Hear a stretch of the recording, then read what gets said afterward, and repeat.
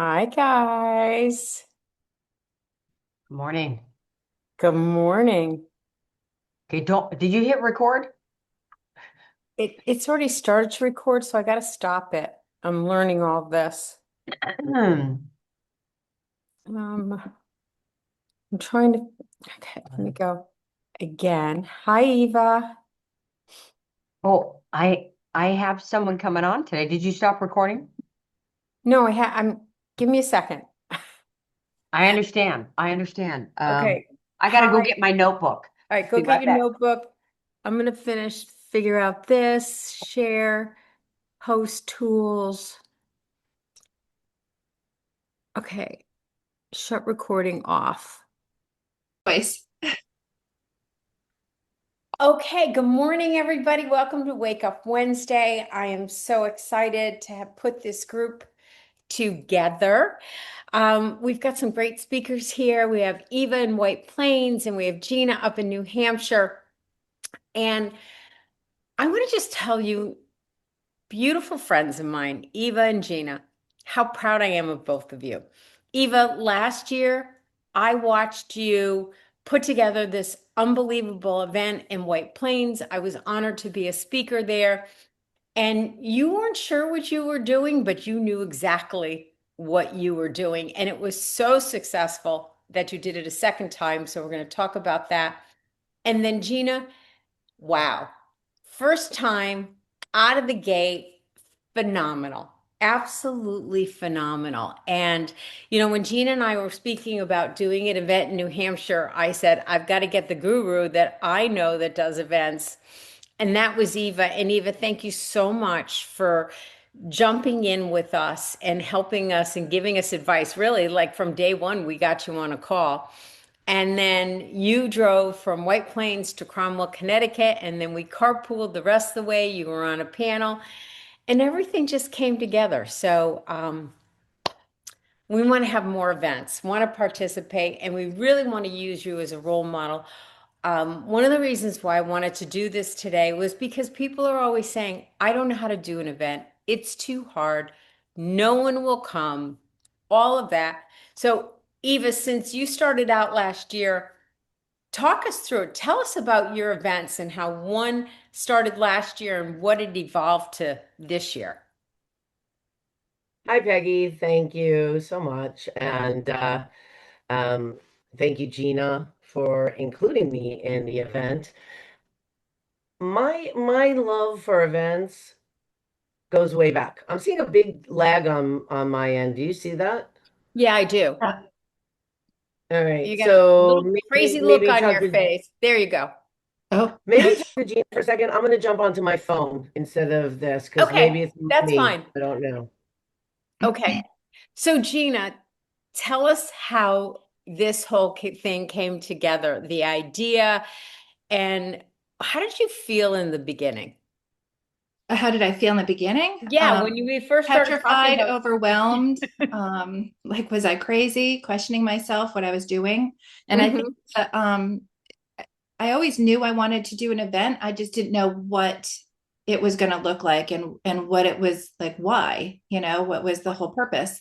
And so one day it kind of hit me that I really wanted to bring agents together and collaborate because that's something that's been missing for a long time.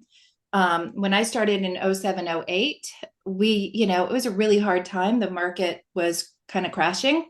Mhm. So it was very normal to do broker open houses and for us to sit for 2 hours across the island with all these other brokers and agents from different brokerages.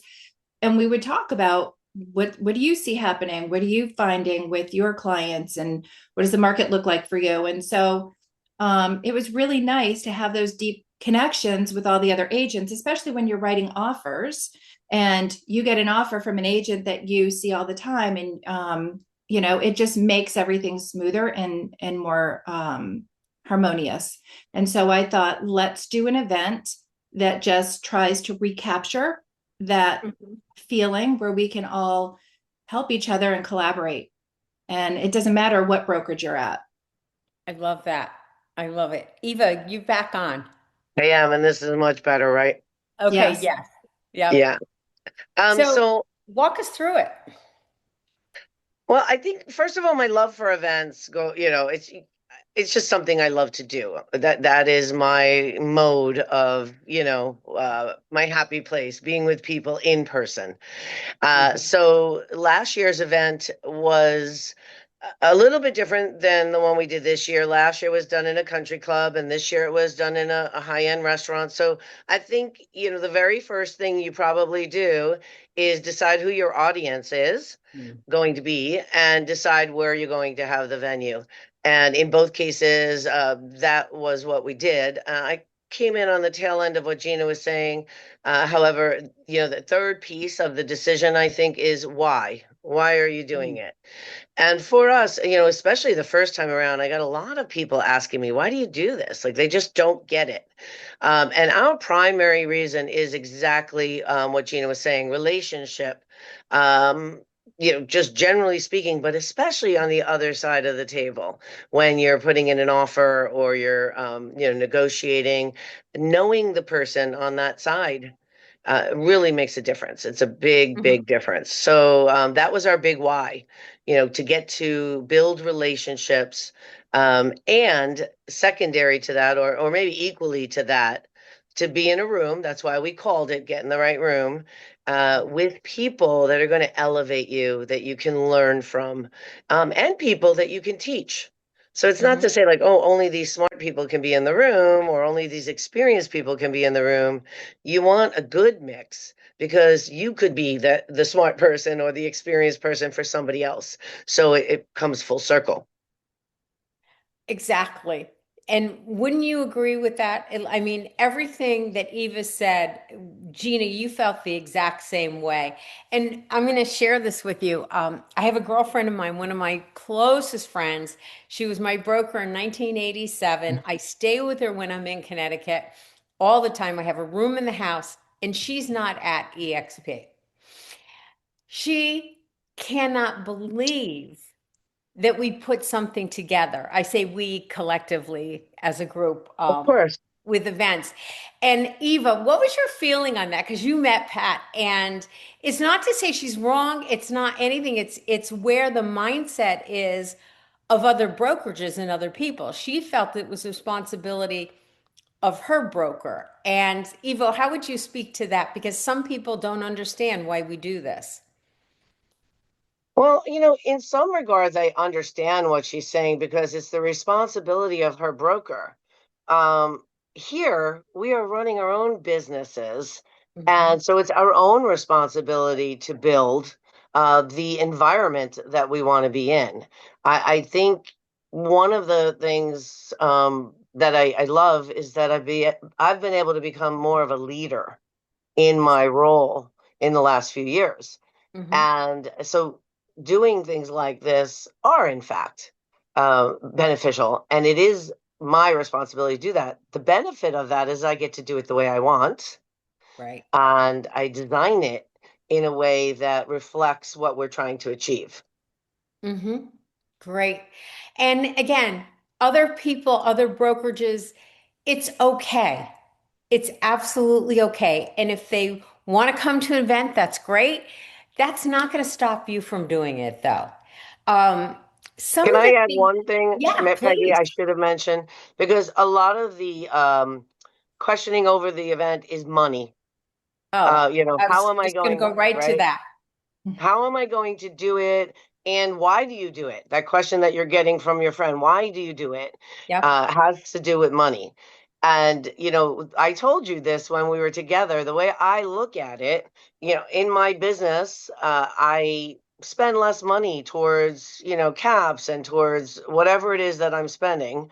And so that money is money that I can use to rebuild my business or continue to build my business.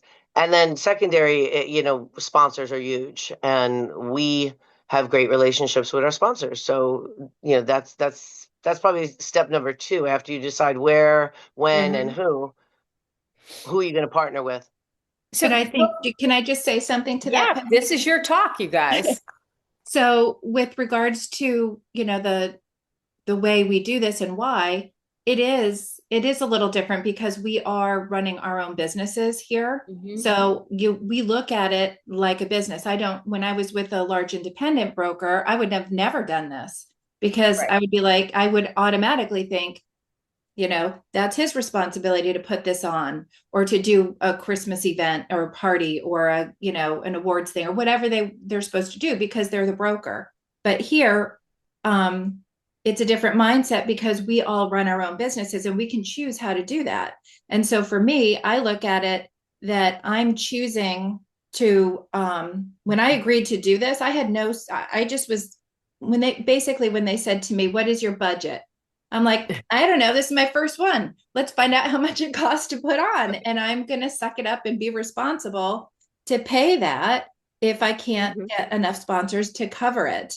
And, it's just the responsibility as a broker owner, if you will, to have that mindset. And so I went at it from that mindset that it was on me to Mhm. cover that if it didn't come together with all the sponsors. And we're actually super excited to actually put on the next one. And we're actually talking about possibly October. Oh my gosh, that's fantastic with the Yeah. foliage and everything else. Yeah. So let's back up. Let's go to ground zero here. So you have an idea. What are the next steps? So Gina, you didn't have a system, you didn't know a budget. Eva, when you first started this last year, and I mean, let's face it, there are events all the time. I mean, Brent Gove goes big, man. He gets Tony Robbins. We're not at that level yet, although you did get Jared James. We'll talk about that. Where do you start? Because I believe everyone can do this. And if they join together, you have to ask for help, right? So, Yes. Eva, how did you start out last year? Did you model anybody or what did you do? I did model somebody. I cheated, but my biggest thing in life is I don't have to reinvent the wheel.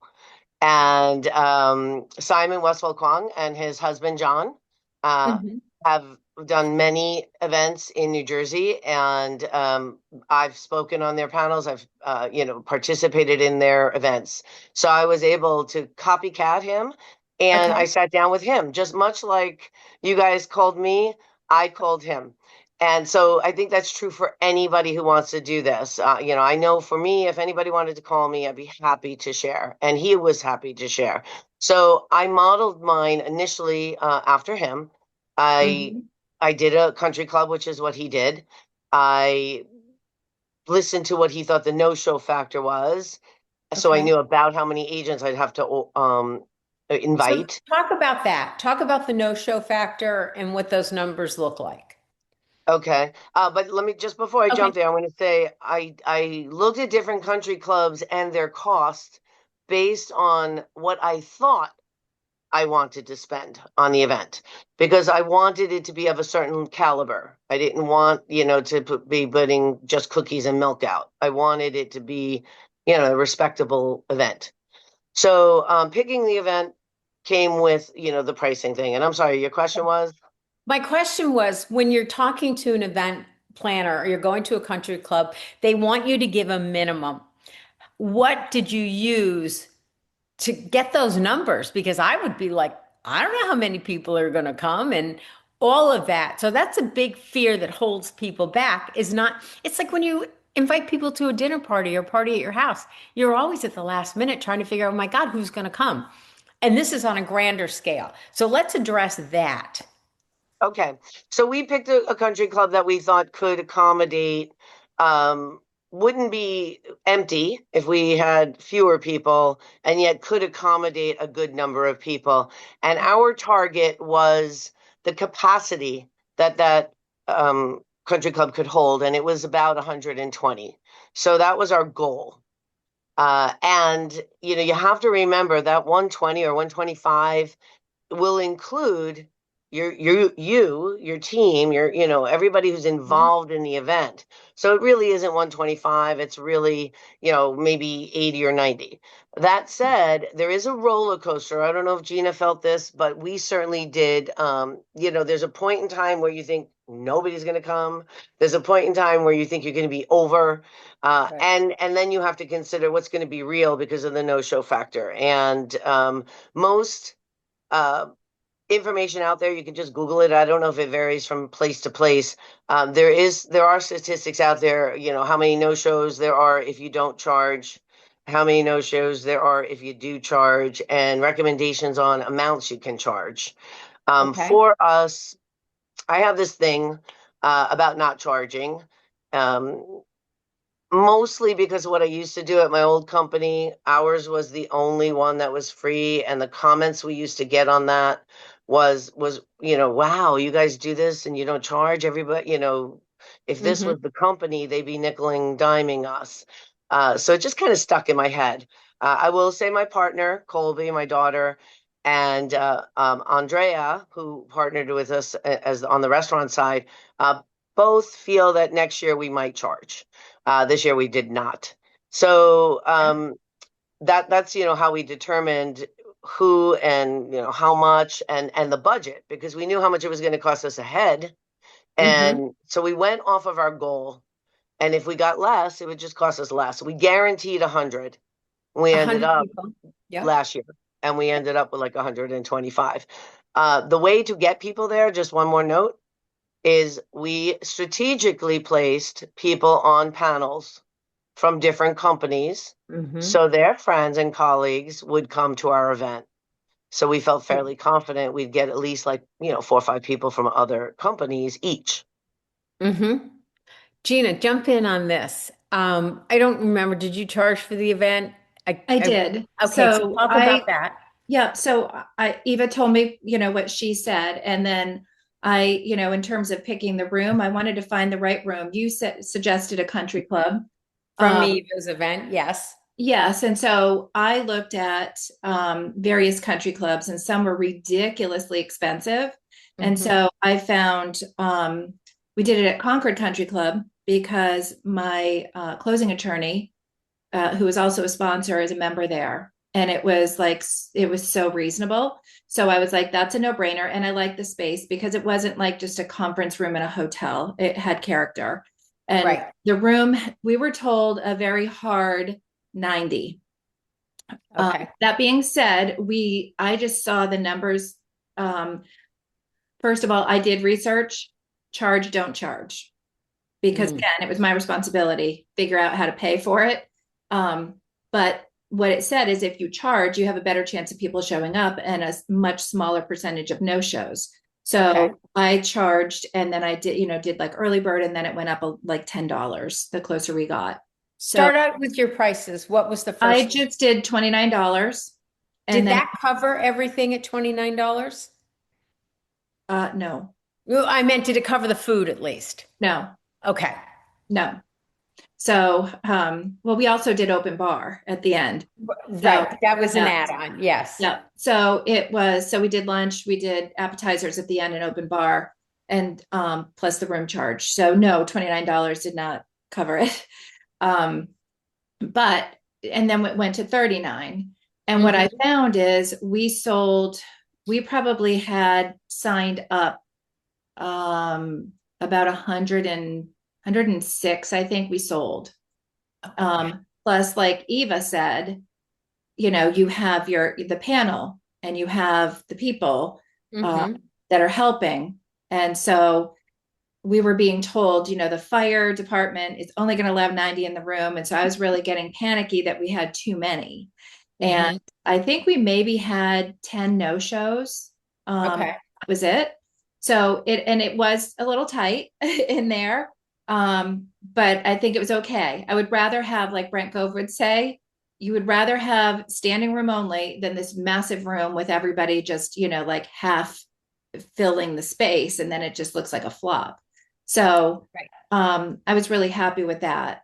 And so I think that what I did in terms of worrying about who's going to come, is anybody going to show? Of course, that's a realistic thought process in the beginning. And Mhm. you told me, Peggy, to reach out and then figure out who the speakers are, Mhm. and make sure you invite speakers from all different brokerages, which went right along with what I wanted to do anyway, because they will organically bring people from their brokerages. So Mhm. that you get a good mix. And so I just reached out to all the people that I do the majority of my business with, all the top tier people in my area, and asked them to be on a panel. And it was super nice because everybody immediately was like, oh my gosh, absolutely. No problem, happy to speak, including So one let's talk guy. about him. Yeah, so there was one guy that I was intimidated to call, Yes, she and was I scared. was, huh? There was fear there. You didn't want to pick up the phone. And this No, I is was going to let you do it. And so well, then I was like, all right, you were. I just need to do it. So Just pause there for a minute because I want you guys to listen to the rest of the story. It's really important. Gina was petrified to pick up the phone. She knew this person, but we all have intrepidation. We all have a little bit of fear. Oh my God, are they answer the phone? Are they going to call me back? All of that. This example is going to take every fear away from you. And I never want to hear anybody again say, I'm not going to pick up the phone because this story is amazing. So, did I set you up? Are you you good? did. Okay. Yep. So I did. I hesitated for, oh my gosh. Well, I wanted Peggy to do it for probably a couple of weeks. And then I finally said, I need to just do it, dive in, see what happens. What's going to happen? He says no. So I call him. He was super responsive to the whole idea. And unfortunately, he said to me that he was speaking already on that date. And That where was he speaking? he was Not New speaking, Hampshire. no, he was speaking on a panel in Nashville as a guest panelist. And so I said, okay, well, that's too bad. Is there anybody else from your team that would be wanting to speak that you think would be a good fit? Because then we could do a different angle, not running a team, but what is it like to actually be on a team? Mhm. And he was like, wow, I really like that angle. That's kind of cool. Let me think about who that right person is, and I'll get back to you with a name. And literally 20 minutes later, he called me back and he's like, you know what, Gina, I'm going to speak on your panel. And I was like, how are you going to do that? I thought you already had your travel booked. He's like, I just canceled everything. I'm coming and I'm speaking on your panel. And I was like, you must be joking right now. So going from being afraid to call somebody to have them cancel their trip, their speaking engagement, cancel their flights to speak on mine I was so appreciative of that. It was incredible. It was incredible. And So, I hope you remember that because that happens all the time. We get the fear where, that self-talk goes on. We don't want to call, all of this. And it took a little while for you to do it, and you did it. And not only did he pick up the phone, he canceled a trip to Nashville. So just remember this story and pick up that phone because what would have happened if you hadn't picked up the phone? I don't know. It turned out we ended up knowing the same people. I don't know how the conversation would have went, but I don't think he would have canceled his trip for me, Gina. I think there was something magical and how you invited him and the great question you asked. Talk about fear of missing out.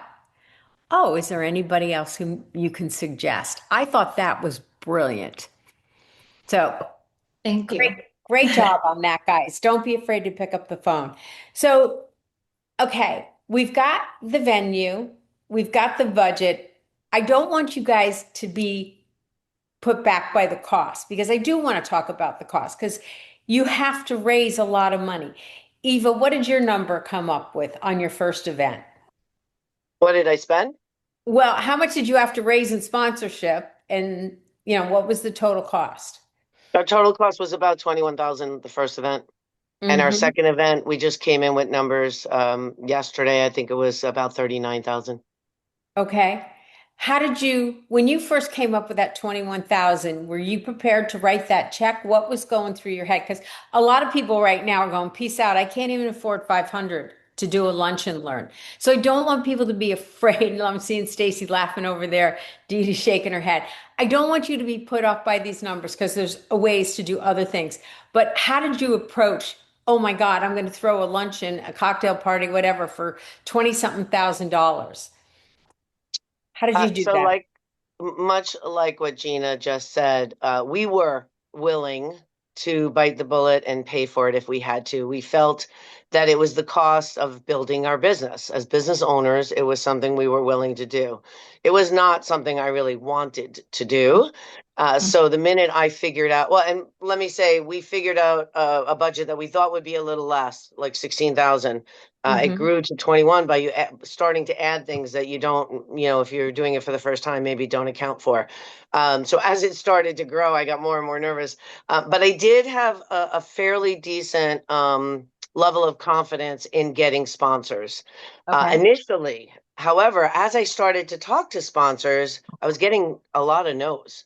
And I Oh. started to get a little nervous. I was getting a lot, and even this year, I got a lot of no's.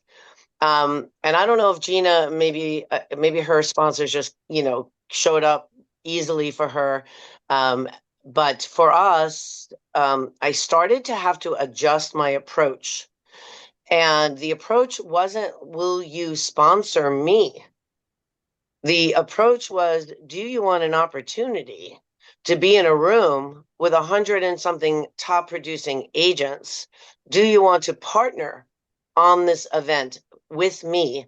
I even said, I'm going to put money in too. I'm not asking you to pay for an event that I'm hosting. Mm-hmm. And that when I started to position it that way, and when I started to speak to the right people, because some people don't see it that way, they don't see it as a partnership. We did get, I think almost all of our event was covered last year. Maybe $1,000 wasn't.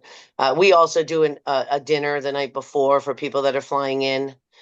We also cover airfare for people that are flying in, especially not for everybody, but for keynotes.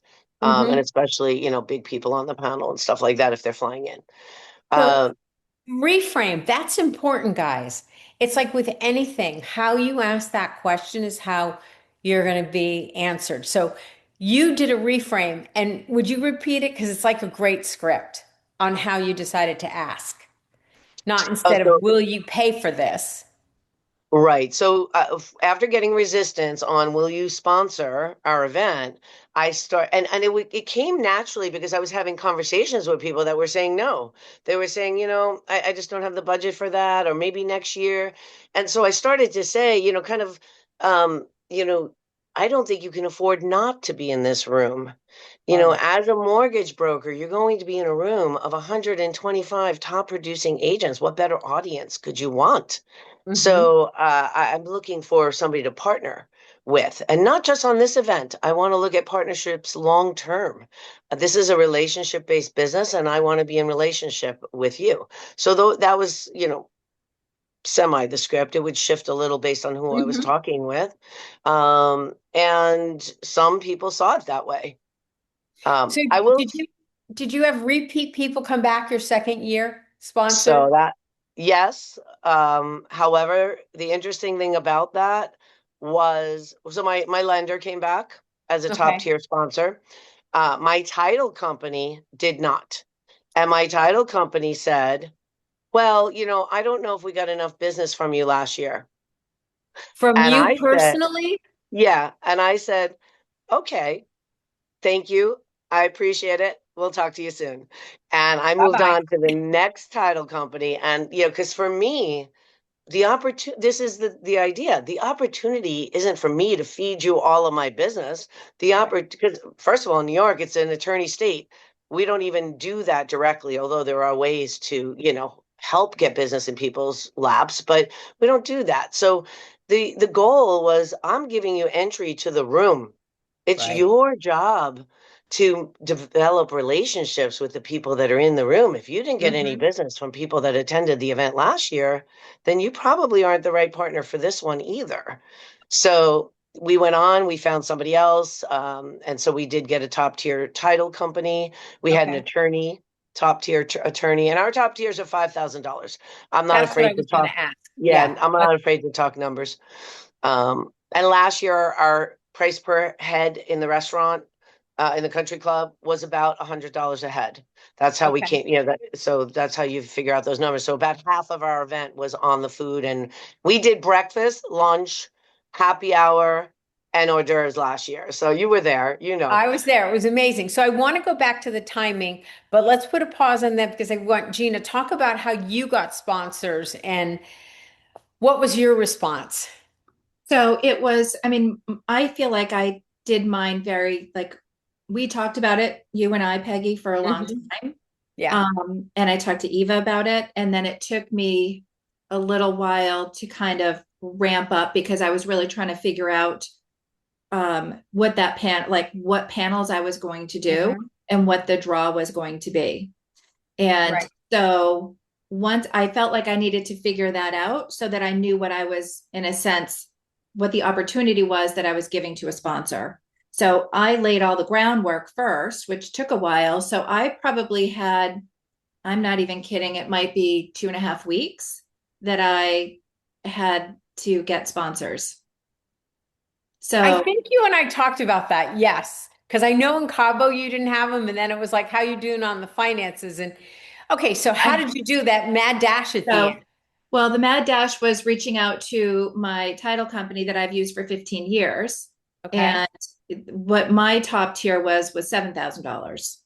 Okay. And so, because I've used him for 15 years, he was more than happy to do that and have the opportunity. But for that amount, I let him and kind of his partner in crime, who's a lender, speak for, I think it was 10 minutes combined, the two of them, and they chose how they wanted to break that up.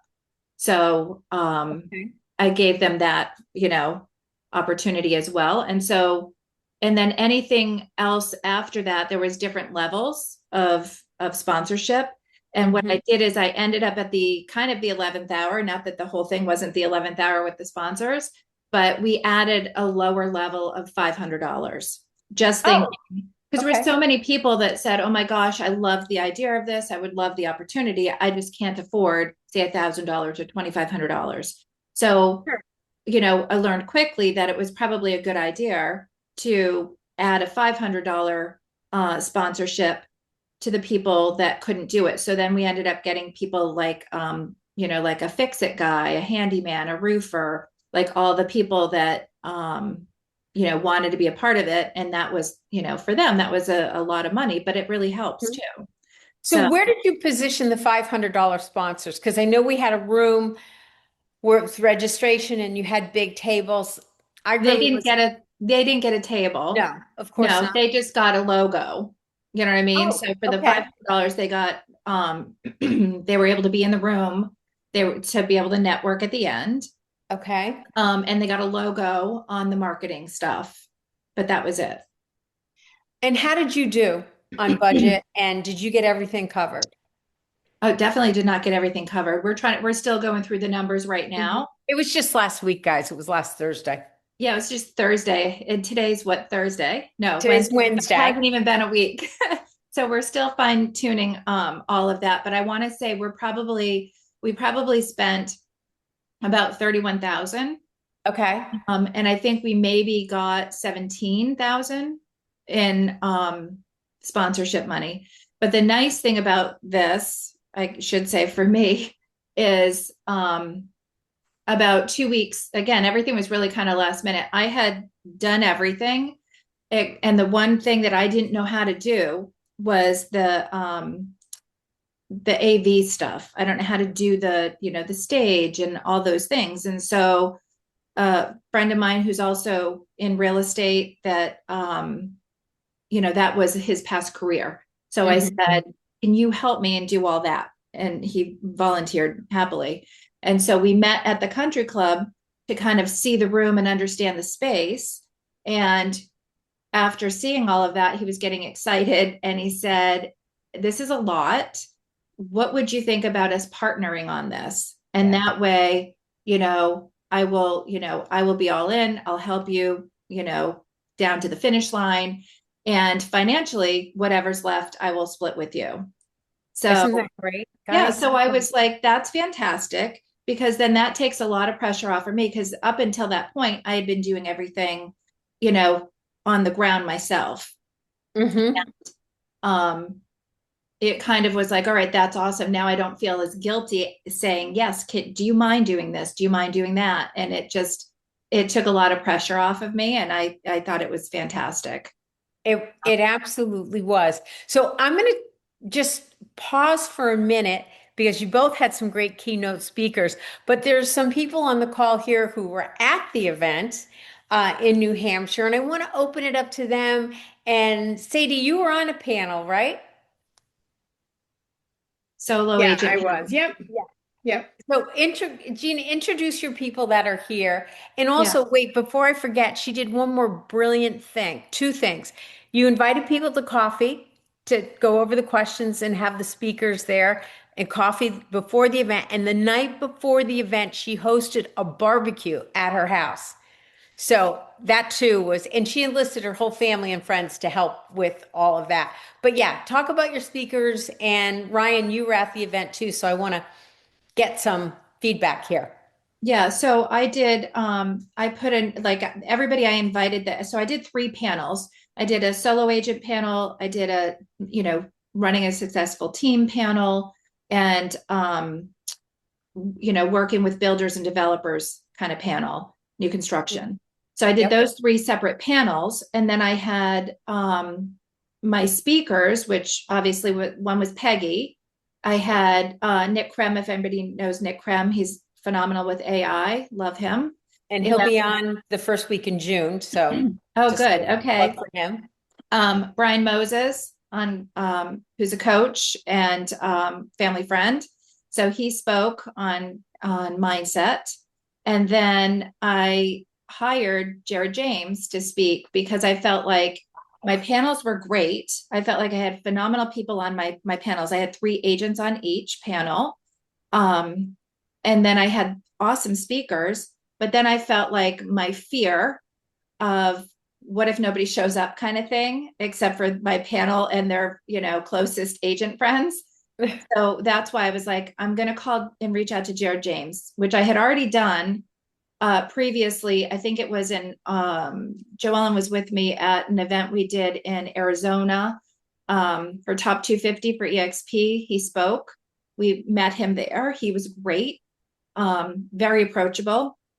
So I left that. I think that was August maybe or September. I came home and I reached out to them and I said, is Jared James available to speak? And so I had already developed a connection with them from the, August, September timeframe. And when I reached back out to say, okay, I've got dates, I really want to move forward with him, they obliged happily because he lives in Connecticut and he was home, he wasn't traveling. And the nice thing is they did honor last year's price because his prices had gone up. Do you want to share what that price was? It was This was a big $15,000 for him to speak for 90 minutes. But he hung out also for the meet and greet and the cocktails and whatnot after. It was phenomenal. But yeah, so I thought I wanted to bring all the agents together because I didn't know who knew each other. Mm-hmm. So I did a coffee ahead of time, the week before, so that everybody could meet at the coffee. We could talk about questions if there was any concerns or just kind of what to expect. And then I had everybody at my house as well the night before to do a dinner. So again, everybody could meet and feel comfortable. So when you are on the panel, if you didn't really know everybody before, I wanted people to feel like, like the dialogue would be more fluid and, comfortable. So I was supposed to be on the solo agent panel. And literally, I don't remember, Sadie might, but it may have been like 3 days before. I was like, oh my gosh, I can't, be interviewing people, being on a panel, running the whole, like it was just too many hats.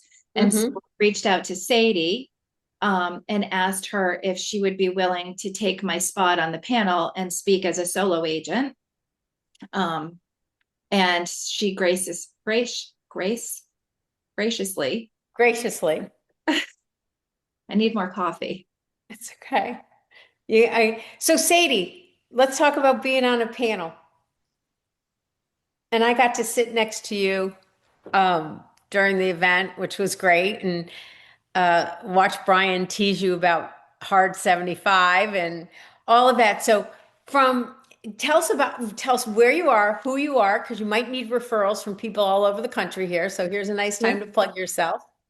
Yeah, so I'm in Southern New Hampshire, offices in Peterborough and Keene. And again, just happy to help anybody out that needs help in the Northeast.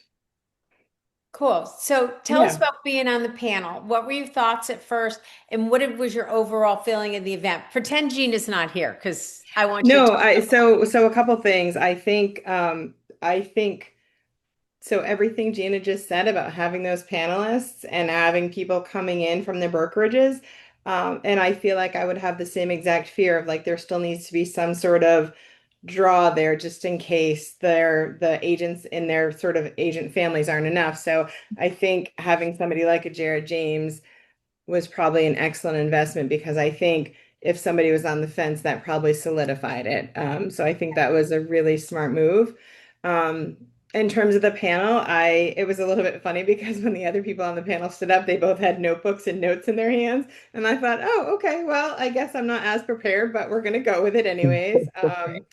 Yeah, but again, one of the things I love about this area is that we have a really amazing agent community. So all those people, even though we're there with different brokerages, like we're all friendly with one another. We all do co-brokes together. So I think there's a warmth that comes with that that makes the panels flow. And so even if didn't have that relationship in place before, the fact that there was opportunities to get together with them ahead of time helped to build that. And I feel like that helps things flow a little bit more. So again, I think that was a really great move too. as a panelist, you go up there, you had a chance to look out, correct? Look Yeah, out at yeah. the audience. What were you seeing? What were you feeling? Because I will share with what I felt afterwards, but I want to hear from you. So the biggest thing I think about, when you're on a stage or you're speaking in front of a room of any size, right? Whether you're talking to a group of 5 agents or 10 agents or 100 agents, it's like when you're saying something and you see people kind of nodding their heads and like resonating with what you're saying or coming up to you after and being like, "Oh my gosh, I'm so glad you shared that." I think that that's really critical because what happens is this is a business where, a lot of times we all might work in our homes or get in silos. So to know that people are struggling with the same things or here's what I did that worked or didn't work, it's just as important to share about our successes as it is to share about our failures, right? Because it's easy to listen to somebody like see a Jared James on stage and think, wow, like this guy's got it all figured out. Versus like when you get up on stage being a little bit vulnerable and be like, hey, this is what's going well for me. This is what's not going well for me, because Mhm. I think it's important for agents to hear that. Have you ever been on a panel before or done anything like this? No, I mean, I would say I've done like small things like within our group and stuff, but not a room that size. No. Oh, So thanks, Sadie. what was your first feeling when Gina asked you? Did you hesitate or were you like, yeah, I'm gonna do this? No, I hesitated only because I had like a lot going on in that moment when she called me and I was like, I just need to call you back in like half an hour because I was just in the middle of some different stuff. So yeah, no, I definitely hesitated initially, but then once I sort of got my bearings and stuff, I called her back and said that I'd be happy to do it. So my initial reaction was like, give me a minute. But Yeah. in all fairness, it literally was it my call was, I think it might have been it was Monday and Yeah. the event was Thursday. Oh, wow. And Okay. yes, and David was in the process of getting everything printed. Okay. Like all the stuff with the faces and doing all the final things and the names. And so, poor Sadie had literally, 20 minutes basically to decide if So, she was and in I or was actually not. at the vet with my dog. So it wasn't like, what I mean? I was just sort of, yeah, I was a little frazzled in the moment. So I needed to just like, let me call you back. Yeah. But I appreciate you immensely for that. And I don't think you need to, I knew you're a baller. So I wasn't worried about you Right. needing to prepare. You could just sit there and you'd be awesome, which you were. You were great. Well, thank you She for the was. opportunity. Let's see, Ryan, you were at the event. I was, and just to speak about, Sadie's, ability to step up last minute. I know her personally. I know Sadie very well, and just she is a phenomenal businesswoman, but just an amazing person in general. And I would really like to see one more panels. It was just so natural for you to be up there, and I just really enjoy listening to you speak and everything that you bring to the table on a business and personal level.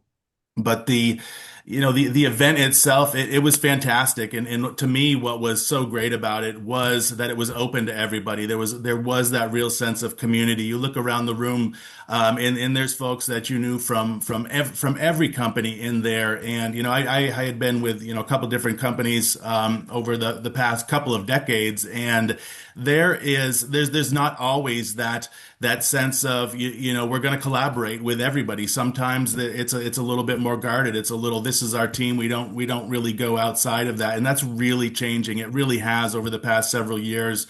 And this whole this event really spoke to that, and I think that was the real draw to me and everybody in the room. And just on social media after that, for the next couple of days, it was just that was the event. And I think anybody that missed it, I had told a lot of people. I don't know if a lot of people went, from other brokerages, Mhm. just to try to get more people in the room. But I think, kind of the aftermath of people seeing everybody coming together, and it wasn't for one brokerage or another.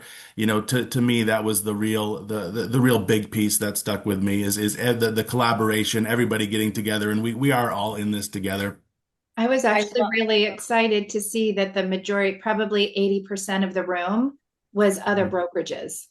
And it was standing room only. yeah, You looked at it, was just, the room was full. There was a lot of people there that just from everywhere, and it was great. I actually even looked around the room, and I saw a couple of recruiters that I know are recruiters for different companies, and not a lot of agents from those companies, but those couple recruiters that were sent in from those other companies. It was interesting. Oh, that's interesting. And then Joellen is also, she was on a yeah, panel with the for builders and developers with two other agents. One was from Coldwell Banker and the other was from their own company.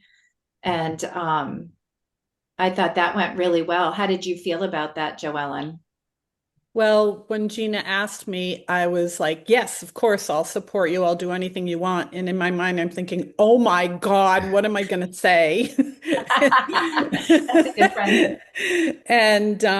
And so it was really great meeting the two other agents. One I didn't know at all. The other one I knew of. She's a big agent in Bedford. But it was great getting to know the other builders on the team.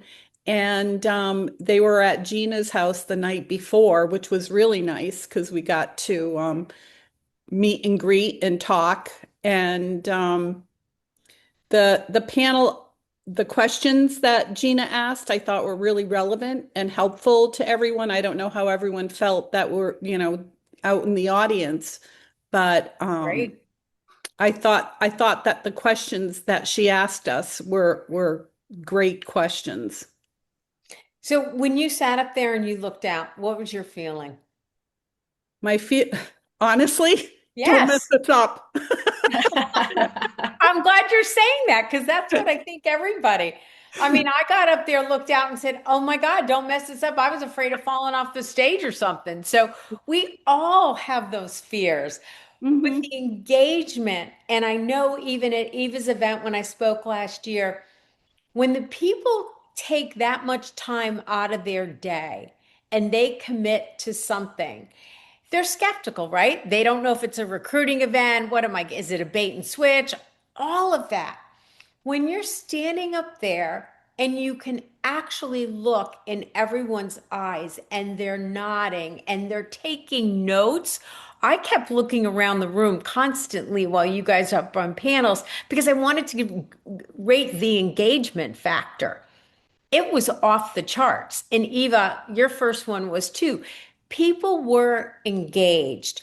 So I think if you're thinking about doing an event, yeah, you may not have all this money, and Eva's going to talk about her speaker in a minute.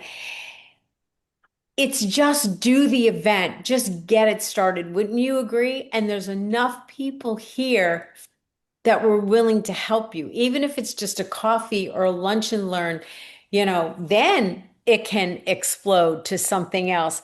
So if you haven't done an event, what I would love for you to do is start thinking about it. Who would you want? What are the agents that you were in the room that you would like to have in the room? You started thinking Jared James back in August, right? And thank God he did agree to keep his price that he quoted you in August, because we're talking about build in Dallas. He's already booked. He's on vacation for 26, but for 27, we want to get him. And he already said to me, "You're not getting Gina's price." That's he's like, "This is no Gina's price." But wonderful. Eva, your event, you did something, you stepped out into a whole nother realm as well. So talk to us about your speakers and why you wanted to have them and how you managed to do this. So this year, our goal was to become a bigger part of the luxury community in Mhm. Westchester County, which is one of the biggest, or highest priced counties in the country. And even though I've been in the business a long time, and even though I do, $2, $3 million properties every once in a while, I don't think that as I don't know if I can say this, but as an EXP community in Westchester County, we're not as prevalent as other areas of the country. So it was Yeah. important to me. Like I was saying to my partners, if you want to be in the luxury community, you got to play in the luxury community, right? You have to be in the luxury community. So fortunately for me, one of the agents that works with me in my organization, her husband is an owner and chef of one of the top rated restaurants in White Plains, New York, which is in Westchester. It's a Michelin rated restaurant, has magnificent views, and she said they were in to be our venue. So, I don't think we would have been able to pull it off if we hadn't had that little in to make it more Mhm. affordable. But if you don't have that connection, you can look for, like Gina said earlier, when she partnered with the AV person, you can look for partner because it did benefit the restaurant as well. It Mhm. got the restaurant exposure. In my opinion, realtors are the biggest advocates for anything they like. Right. Right? Yes. Get a realtor in, and they're telling everybody and their mother. And so you have 125 agents in the room, top producing agents in the luxury market, and now you have that exposure to your restaurant. So I would say that that was our goal. Mhm. And we felt that we had to have high level speakers as well because of that. We had to, not that we didn't last year. I mean, last year we had amazing speakers. Peggy, you were there. It was great. It was great. Of course, I was Yeah, one of the speakers, so she's got to say it of was course. amazing. No, Yeah. well, Bring it on. Bring it on. but the bottom line is we had Leo and Ariana Perea as our keynotes, which most people would be kind of like, "How'd you get them?" And I just asked. I just Hmm. asked, but I asked more than once. I will say that. um, Brent Gove says that all the time. He's like, just ask, just ask. Hmm. And Right. so I did. And the initial answer was no, Leo's not available that date. We were originally looking at an April date. And so I said to my partner, Colby, all right, let's find out what date he is available. And Great then I way said, to flip that. Yep. yeah. And then I said, okay, and let's get his wife too, because if they come together, not that I didn't want her because she was amazing. I saw her speak previously and she's a powerhouse. That was the angle, let's get them both together. And we did. So that was great. And we were able to wrap some other people into our speaker list. We also had an AI, two people from that represented AI. We had something around white glove service, Hmm. and I had a relationship with somebody in New Jersey, DJ Tenhove, who did an amazing job on that. So we had our keynotes, and then we built around that. That was great. And there's a cost associated with everything, guys. I'm just going to put it out there. How did you decide What time? Because that was a big thing. Gina and I went back on that. And Gina, by the way, you leveraged your attorney. Just like Eva leveraged the person at the restaurant, you leveraged your attorney who's got a relationship who's with a golf club membership. So you've got to ask. But how do you decide how long? How long is too long? What time should I have it? What's the food? Let's talk about the food expectation, Eva, because you did yours at what time? And there was a little. Yeah. So, um, I was taking a lot of notes when Gina was talking before, and I was thinking, every time now we've done it twice, there's feedback and we learn something. And last year we did morning to afternoon, just like Gina did. We did do a breakfast, so maybe we started a little too early. Yeah. That was modeled after Simon's, though, and it works beautifully for Simon. So, I guess it depends on where you are and who the people are. Just as a side note, Simon's, I think, title or lender is a member at the country club. So similar to what Gina did, he leveraged that. Mhm. So for us last year, the only feedback that we got that wasn't like raving reviews was in fact that it was too long of a day. Okay. So this year we thought, okay, well, we'll start at lunchtime. Originally it was supposed to be 1 o'clock. Hmm. And the venue had a beautiful sunset, option, something, that was something we wanted to showcase. So we went from 1 to 5. So 4 hours of learning experience. 5 to 8 was a happy hour and a full buffet dinner, which was unbelievable. I didn't even know what was going to be there the way it was there. That was Hmm. an added bonus. But the mistake we made this year, because there's always going to be mistakes, right? And you're always going to learn Hmm. and improve the next time. We were going to start at 1. And then we decided, you know what, that's too tight. We should probably start check-in at 12. But we never thought, oh, starting it at 12 means people might think there's going to be lunch. Yes. And so we just had coffee and whatever. And now in retrospect, we had this huge dessert layout towards the end. We could have probably just cut that in half and put the cookies and the things that were going to be dessert as a snack with the coffee Hmm. and or start later, start at the 1 o'clock mark. So we're still fine tuning our timing on how Yep. to get that right. We've got a few, gosh, this hour went by really fast, guys. I can't believe it. Let's open it to questions because I think there might be people here saying, okay, I'm thinking about doing an event. How do I do it? Annie, I know you want to do an event in Arizona. You and I have talked about it a little bit. What kind of questions do you have? What did you learn from this? Well, I'm just really curious. Well, there was one question from Dee Dee. Do we pay the panelist or just the keynote speaker? Good question. Well, for me, I had no budget last year, so I had to be creative, and we did not pay anybody. We did pay for travel expenses and hotel expenses for the keynotes. For the panelists, I find that most people just, appreciate the exposure. Like for me, if you ask me to go someplace, I want to be Mhm. the only New York, Connecticut agent in the room. I'm not going to ask you to pay for me. And most panelists are like that. So for us, it was just not just the keynotes, but the speakers that spoke alone. Mhm. Yeah, it was just Jared James that we paid for. Um, yeah, so the speakers, nobody asked for it. And I think it probably helped that I had Peggy and Eva at my house. Or It's I would have great. probably, in that situation, they're helping me out. I would have felt obligated to pay for them, some kind of hotel or whatever to accommodate them. But I thought it was great.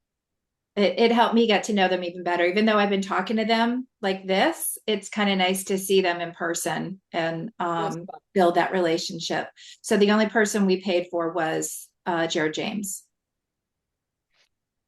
Any other And my questions? bigger question is, so the aftermath, and Eva, this is your second year. What are the results that you're seeing from like last year? Like from a business, you're running it as a business, you did this event for your business. How has this impacted your business? Good question. So I do think it's a little early to measure that. I can say that my relationships have improved with many people that I never knew before. Last year's event got great press. Everybody loved it. So this year was a little easier to convince people to speak on the panel, to convince people to attend. And this year we invited agents that I really never work with, because we're talking to agents that sell like $10 million homes. So building those relationships has been a benefit. The real measure, I think, is a longer term game. So we'll see. But relationships are relationships, and I love that. One other thing, if I could just throw it in. Yeah. We are starting to plan our event. It's never too early to start to plan the event and go off of the excitement that you're feeling right now from your event. We didn't do that last year. We started later for this one, not later than last year, but closer to this one. And the lesson learned there was it's never too early to start getting your sponsors in line, picking an event venue, picking a date, because a lot of people, their schedules, are planned out well in advance, and their budgets are planned well in advance. True. What's your follow-up going to be? You both have done these events now. What's the follow-up? Well, I had somebody reach out that sent me, and I don't think I told you this, Peggy, you had asked for homework. What's your legacy? And Brian said to do your homework, write what 10 things you're grateful for. And I had people emailing me.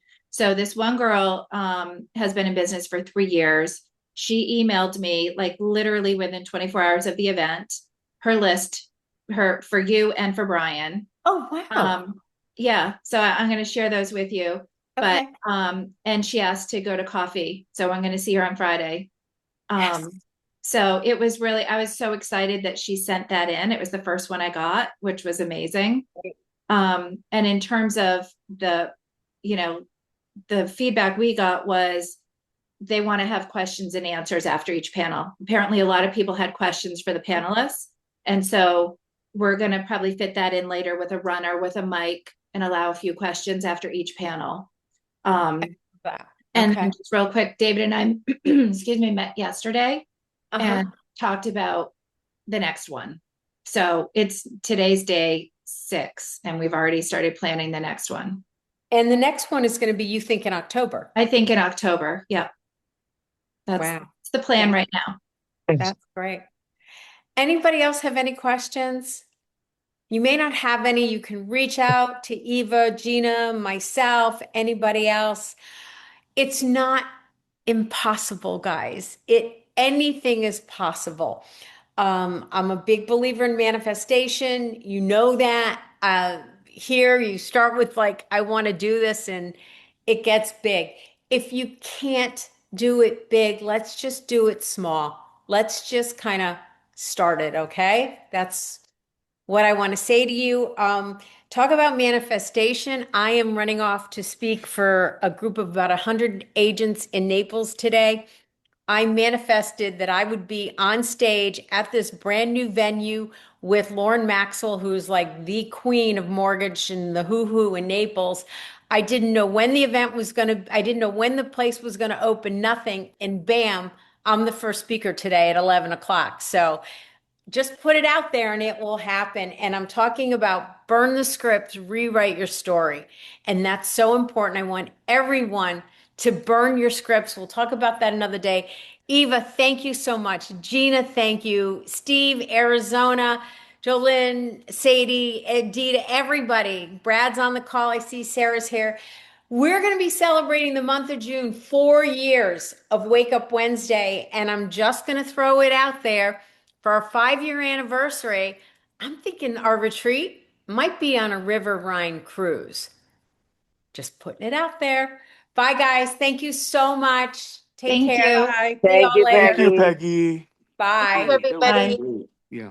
Bye.